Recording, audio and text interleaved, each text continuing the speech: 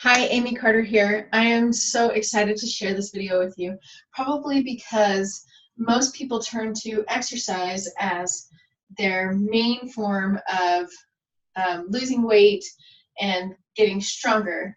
And so we want to start with what we know, right? We don't want to let this go. This is a really important element in balance, but its influence is not as great as we think. And so we want to be able to do it as effectively as possible for maximum gains, right? You want the biggest bang for your buck. And so right here, I'm going to teach you exactly what I like to do and where I have seen the biggest results by doing my exercises effectively. And I'm not trying to be a bodybuilder. I'm not trying to, actually not even trying to get a six-pack. I simply want to look good. I want to feel good, and I want to keep my metabolism up for hours after I exercise. So this is what we're going to talk about. We're going to talk about the difference between cardio, and what I like to do are HIIT workouts, and I also like to run. But I do HIIT workouts most often when I want to see more effectiveness. And then strength. And both actually require strength of our bodies, right? HIIT workouts require your body weight. But strength training, we call it most often strength training because it's how much weight you can hold or how much weight you can do during a certain movement. So we're going to talk about why both of these types of exercise are absolutely necessary for your overall health and balance, and what both can do to help you lose weight, increase your metabolism, increase your body mass or muscle size, right? For those of you who are trying to bulk up and gain weight. Gaining weight is not a bad thing. So, how best to do those things and the results you're going to get from each of them. Okay, so now these results are not, everyone is going to experience different results based upon your consistency, based upon your understanding of how to do these things and the practice of doing these things. So you can exercise every single day. You can be consistent in your exercise, but you're not going to see any results if you don't do it in an effective way. This is why you see so many people say that they walk for exercise, or they run, or they go to the gym and they sit on the bike, or even those who go and they lift weights may not see the results that they're looking for because they simply are missing one of those three elements: the consistency, the understanding, or the practice of the right types of exercise for the goals they're trying to reach. So I applaud everyone who goes out and is active and strives to help their bodies and their minds develop a greater connection. We develop greater sensitivities to the choices that we make, particularly in our nutrition. So our body is more insulin sensitive, which means it can absorb nutrients better. Our hormones are more balanced. There are a lot of good things that come as a result of exercise. And when we are trying to balance our exercise, we want to do it most effectively. So we're not spending hours in the gym. So we're not cutting calories so aggressively that we end up causing more damage, or at least not enjoying life as much as we would like to, and so that we don't affect the imbalance of our hormones that can result in some negative influences, including chronic inflammation and other diseases and disorders that happen as a result of those things. So let's get started. You ready? I hope you can see this. I didn't write it out kind of sloppy. It's not very bright markers. It's what I had, so I hope that you will bear with me. So the first thing I wanted to start with is cardio.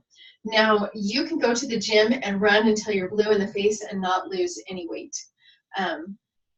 And one of the reasons is that cardio is called cardio for a reason.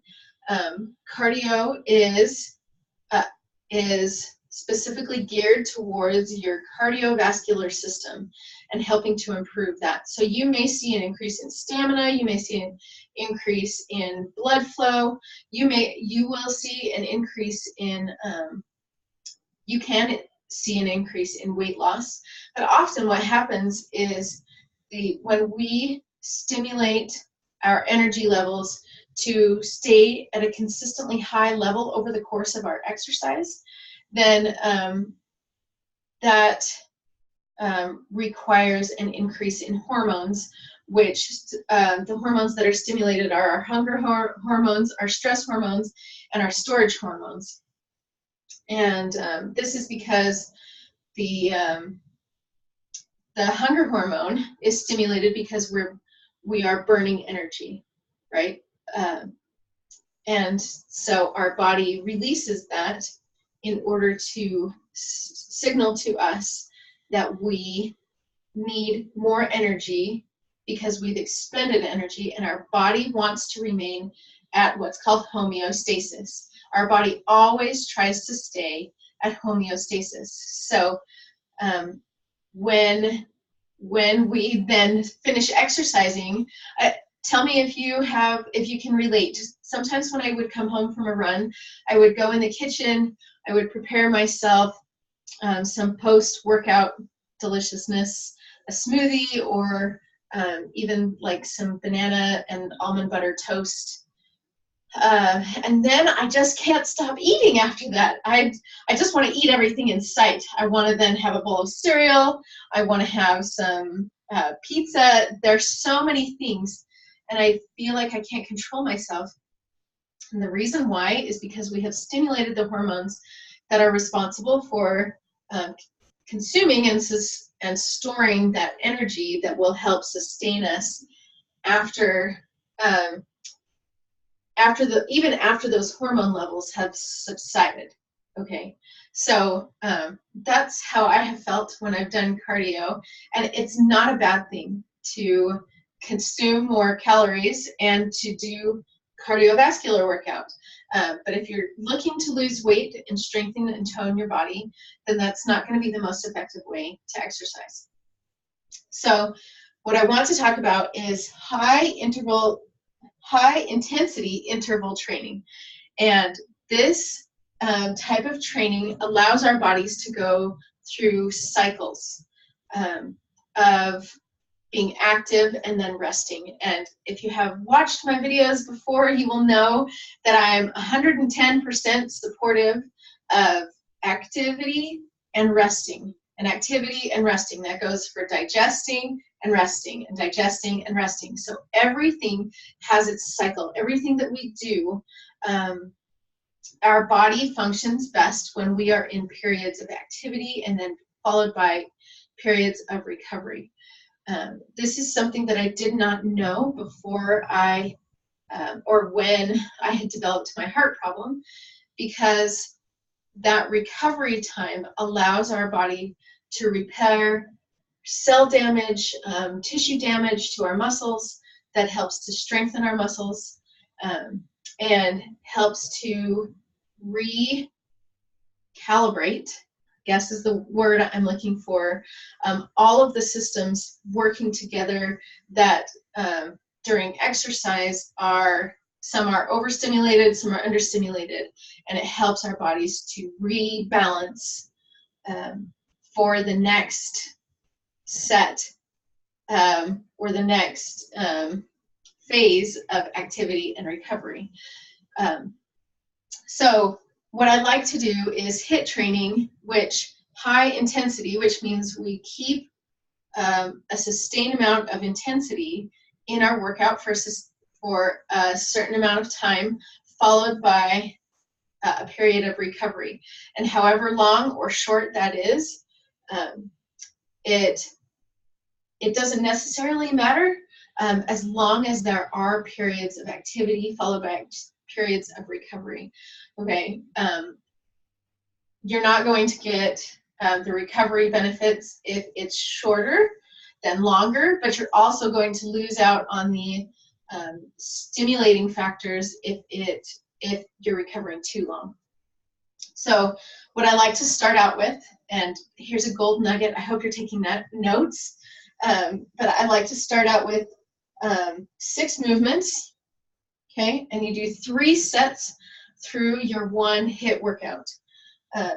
3 sets of 6 movements, and these movements that I like to do incorporate what are called compound movements, which means it allows your body or utilizes more muscle groups in your body for a greater sustained amount of energy.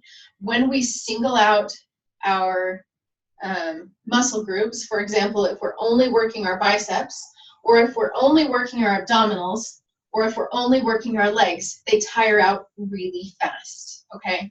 And our legs have more muscle groups than just one, and so it's easy to sustain more movement longer when you're using more muscle groups working together to perform an exercise. We'll talk about how compound is better in strength exercises, because I truly believe that when we isolate those muscles, we're building those muscles, but we're not building the function of how they work together as a whole synergistically with our body.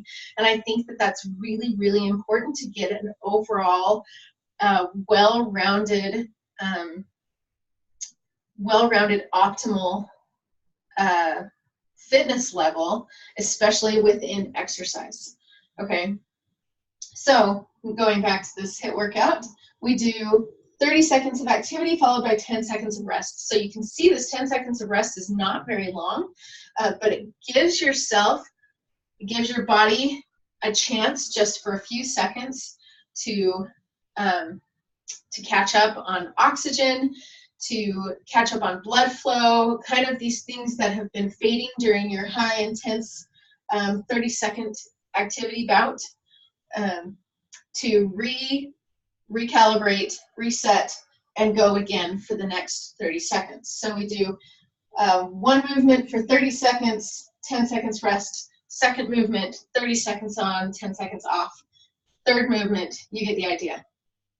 So then we do body weights, you can do hand or free weights, and you can do plyometrics. And I love incorporating all of these things because plyometrics increases our agility.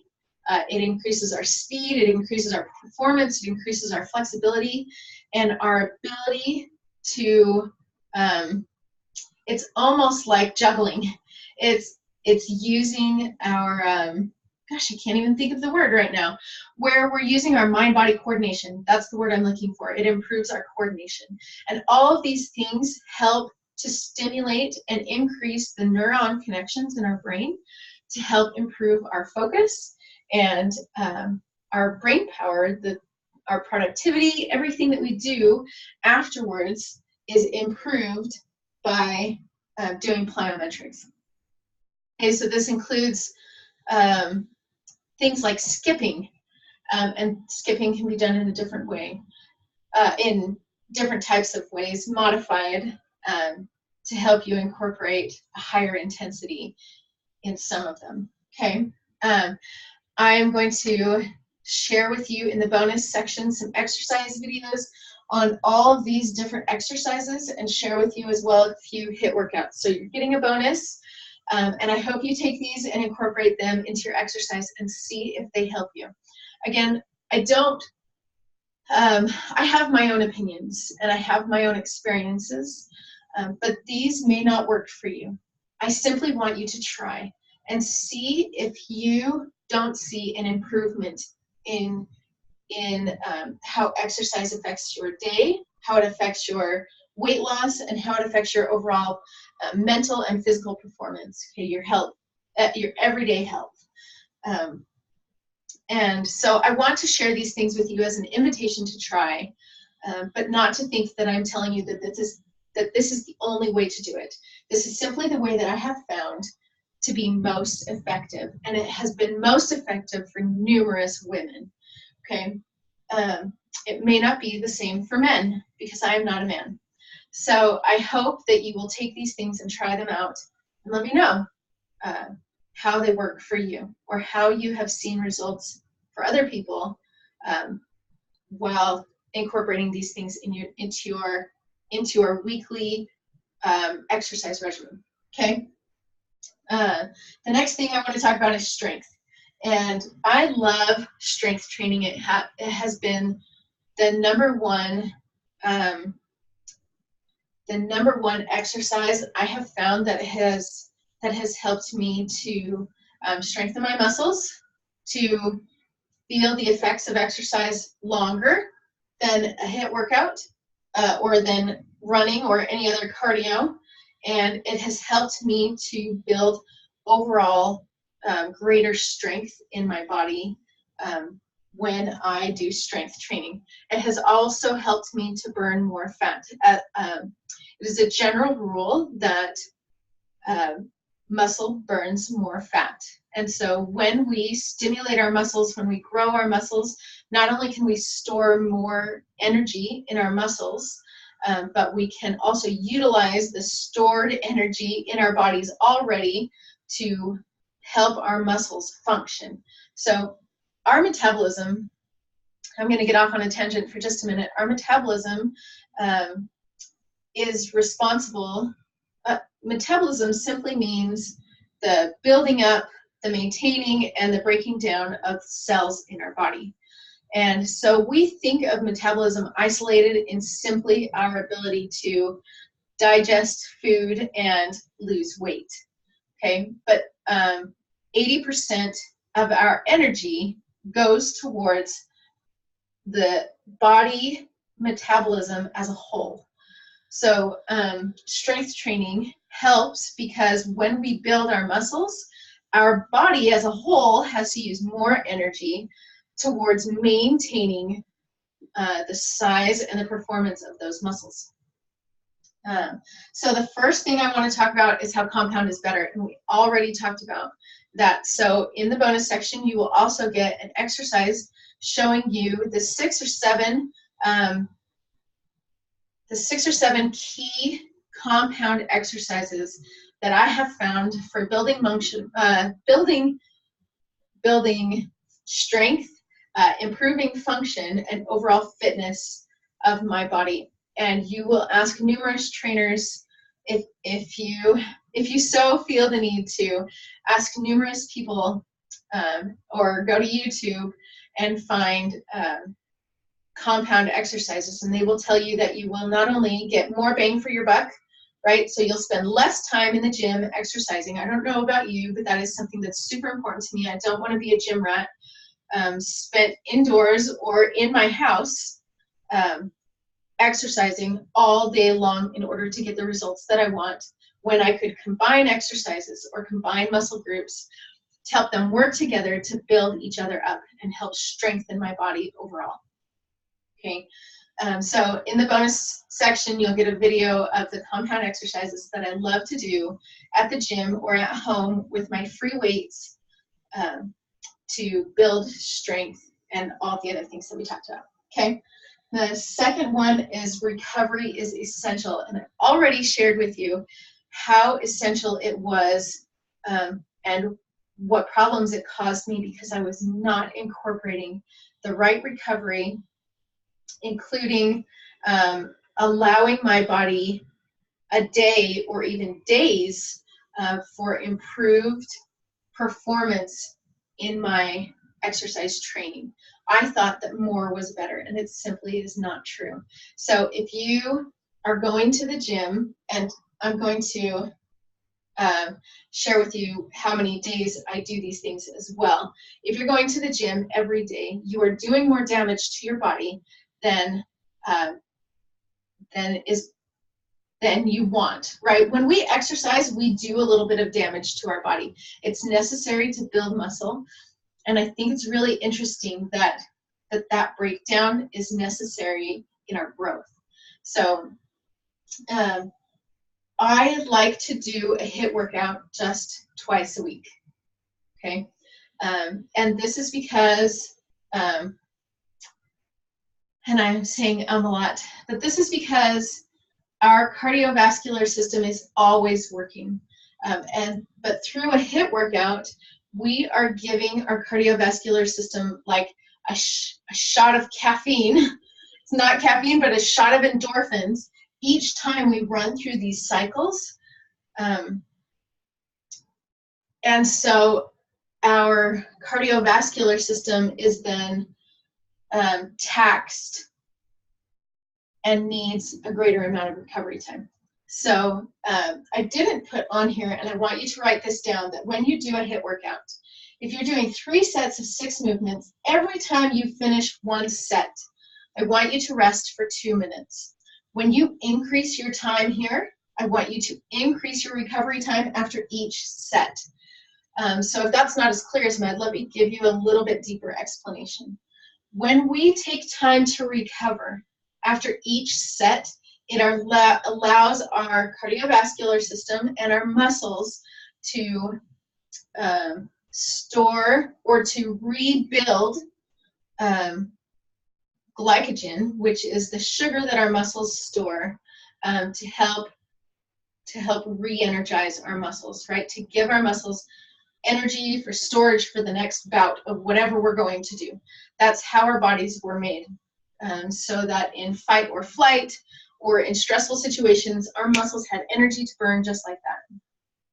Okay, so after each set of 6 movements, so you do, 30 seconds on, 10 seconds off for one movement. You work through all 6 of them, and then you rest for 2 minutes. And that doesn't mean laying down on the ground and huffing and puffing. It means stretching. It means walking. It means preparing yourself for the next workout. But don't lie down, because your blood is still flowing and it needs your muscles to continue to be active, just not in the way that you've been active during this set. So then you go to the second set, you do your 6 movements, you rest for 2 minutes, and then you do your last set. And that last set, I want you to do it all out, give 150%. You're going to be so tired, and your muscles are going to be burning. But if you do it this way, and if you increase this time, then you increase your recovery time after each set. I promise you, you're going to build strength, you're going to increase your body's metabolism, your energy levels, your focus, and you're going to build muscle, which burns fat. You're going to be able to use those energy stores for a long period of time, up to 48 to 72 hours. Your metabolism will have increased exponentially just because you're going through these cycles of high intensity and recovery. Okay, so back to strength, recovery is essential. The heavier weights you lift, the more muscle you're going to gain, the more recovery you need.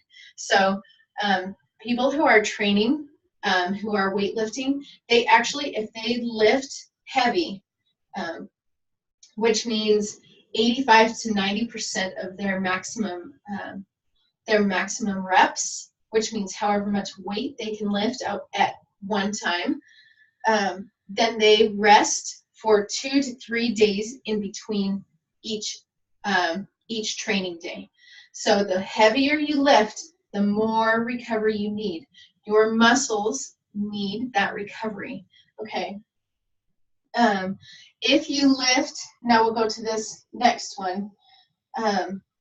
If you lift light, it does something that I love doing a couple times a month, which is it stimulates kind of a flushing,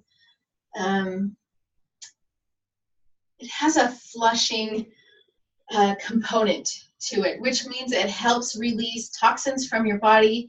It helps to kind of let things go from your muscles, your body. We build up acid from overusing our muscles and overloading our muscles. And so these flushing workouts help us to release those things that may have built up over time, which helps to reduce soreness. You won't feel as much soreness, and it helps to reduce those toxins, which means you also want to drink a lot of water to help flush those things out of your system. And it helps to build strength. So all those things are really, really beneficial in lightweight exercises. Now that doesn't mean that you're only lifting 3 to 5 pounds, though that's a good start. If you feel like you can't lift any heavier than that, then that's a great place to start, and I recommend doing that. Light also means to increase the reps, which means the repetitions that you do with each of the movements.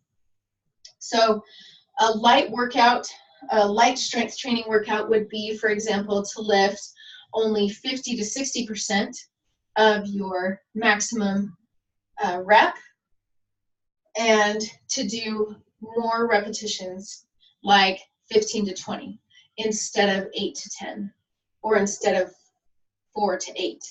So a lot of people will lift really heavy, and the heavier you lift, the less amount of repetitions you want to complete. And the less amount of repetitions you'll be able to complete because the weights will be so heavy. This is more heavy, is more risky, because you are lifting heavier weights, which means you increase the risk of dropping something. You risk injury from not lifting correctly. So I want you to make sure that you're doing it in proper form. Follow the exercises or the exercise videos that I give you in the bonus section to know how exactly to perform these exercises so that you do them with confidence and also competence, knowing that you're doing it in a way where you reduce the risk of hurting yourself and not being able to do them anymore. Okay, so light is higher repetitions, 15 to 20, and lower weight, like 50 to 60%. Even if you start with 3 to 5 pounds, that's a great place to start. And I want you to do the maximum amount, which is 20 reps for each of those exercises. If you're doing heavy, you do 4 to 8 or 8 to 10. I like to go up to 10 for me. If I go to 8, I know I'm lifting really heavy, but I know that it also builds muscle and it's really beneficial for me. So every once in a while, switch it up, okay? I do a light workout twice a month where I am doing more reps and lower weights to help me speed things up, which is almost like doing a plyo exercise, because you have greater force, and when you practice greater force, you develop greater force. So all of these gold nuggets, I hope that they're making sense to you. I hope you incorporate both the HIIT workouts and the strength training in your weekly regimen. Now, I believe I've shared this in a video before, but I'm going to say it again. I don't recommend exercising more than 4 days a week. Numerous studies have shown that they have seen a decrease in the immune system, a decrease in performance, and an increase in injury because we overload ourselves, our body, and our body's capacity to do so much at once. And this is actually how I developed my heart problem, was because I was doing so much for a consistent amount of time without the recovery time in between, that my body could no longer recover. It didn't know how to anymore, and my heart in particular. And so that created a lot of problems for the rest of my body, because my heart is kind of the main, kind of one of the main organs to keep us alive. So anyway, a little bit off on a tangent, but from personal experience, I can tell you right now that I exercise no more than 4 days a week. 3 days is optimal. 2 days if you're training, which means you need more recovery time in between. So right now I exercise and I just do this because it works for my schedule. I exercise on Tuesdays, Fridays, and Saturdays. And on Saturdays, I do something very different than what I did on Fridays, because I want to make sure that I'm not overloading my muscles in a way that prevents my body from properly recovering. I have learned my lesson. So I do these both together. Now, I do this because I don't have as much time, or I want to use my time most effectively. So my HIIT workout takes 20 minutes. Okay, it's awesome. It's enough to get your metabolism up and going. And then when you hit the weights for 20 minutes, then you have done your workout. in less than an hour. So I do this 40 to 45 minutes twice, twice a week. And then on the third day, I do something completely different. And usually it's going for a run, or going out on the lake on paddle boards, or going outside and playing soccer with my kids. Something totally different. So I like to do these two together. And I didn't put on this one, and I should have, so I'm going to grab my marker here. I do 2 to 3 sets. Okay, 3 sets is kind of the magic number, because when you do it once, your body starts to use the energy that is in your muscles to keep your muscles active. The second one starts to break down the muscles. It starts to rip and tear those muscles for potential muscle growth. Okay, that's just how it happens. Your muscles are moving. There's going to be wear and tear, and it always happens on our body. But when we can do this strategically with proper recovery afterwards, we can actually grow the muscle tissues inside. So when we get to 3, we know that our muscles have started to break down. We start to get sore. We start to get tired. And if we can take our bodies just one more set through those exercises, then it stimulates those muscles to then begin to know that it needs to incorporate you know, I don't know what the word is I'm looking for, but it begins, our bodies, when they break down and they go through those motions, then it begins to send signals to our bodies to say, I need a greater amount of energy towards these muscles, I need a greater amount of energy to this, and then it begins to utilize the stored energy that we want our bodies to use, right? So if you take it to 3, then you will be utilizing that fat energy burning system that you want your body to use. And when we use that in this HIIT workout, it will use it for a greater amount of time after our workout. So I want you to do 3 sets. If you can only do 2, start with 2. But if you can get to 3, that's the magic number. Okay, 2 to 3 sets here. I have 3 sets here. And if you've done 3 sets here and you don't feel like you're getting as much of these workouts out of these workouts, increase your time. Don't increase your sets. Just increase your time. Okay, so go to 40 seconds with a 10-second rest. That gives you more recovery, more activity, less recovery. But then if you increase this to 50, then you increase this to 20. Okay, because you still need recovery time in between. And after the end of the set, if you're doing 50 seconds on, increase your total resting time after your sets to 3 minutes instead of 2. This has been a really condensed lesson from a personal trainer, a nutrition coach, a personal growth coach. I hope you take these things and implement them into your life, and you find that you are healthier, stronger, more focused, and happier, and able to do things that you didn't realize that you could do.